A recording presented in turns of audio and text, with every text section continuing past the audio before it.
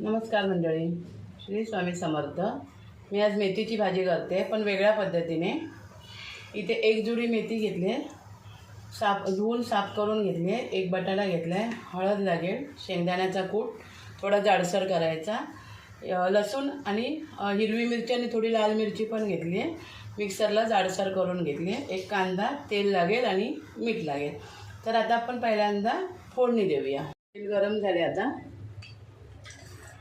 आता मिरची आणि लसूण वाटलेली आणि कांदा टाकून घेते।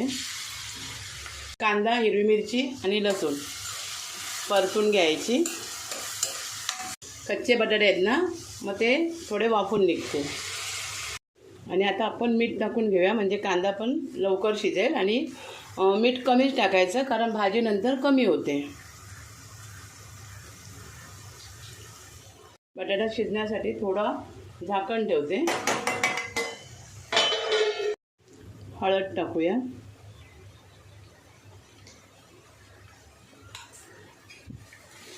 म्हणजे बटाट्याला पण कलर वगैरे येईल लगेच। आता आपण मेथीची भाजी घालून घेऊया त्याच्यामध्ये।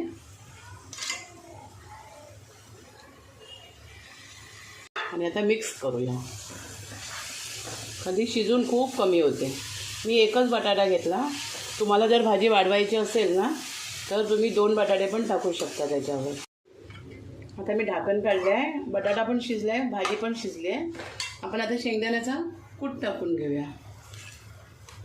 आणि गॅस एकदम कमीवरच आहे। 5 चमचे घेतला होता मी, आता जरा परतून बघते। अजून थोडा हा एवढा शिल्लक राहिला आहे, तो पण टाकते। बरोबर झालं, या चमच्याने 5 चमचे। आता त्याला मिक्स करून घेते। आता फक्त एक वाफ आपल्याला काढायची 1 मिनिटाची। ती बघा मंडळी, आपली भाजी झाली। आता मी दाखवते तुम्हाला प्लेटमध्ये काढून। आणि एवढे मस्त होते ना अशा ह्या प्रकारे केलेली भाजी। जवळून दाखवते तुम्हाला। कलर बघा किती सुंदर आला। लाल हिरव्या मिरच्या अशा मिक्स घेतल्या ना की छान दिसतात भाजीमध्ये। व्हिडिओ तुम्हाला आवडला तर एक लाईक करा, शेअर करा आणि सबस्क्राईब करा। थँक्यू।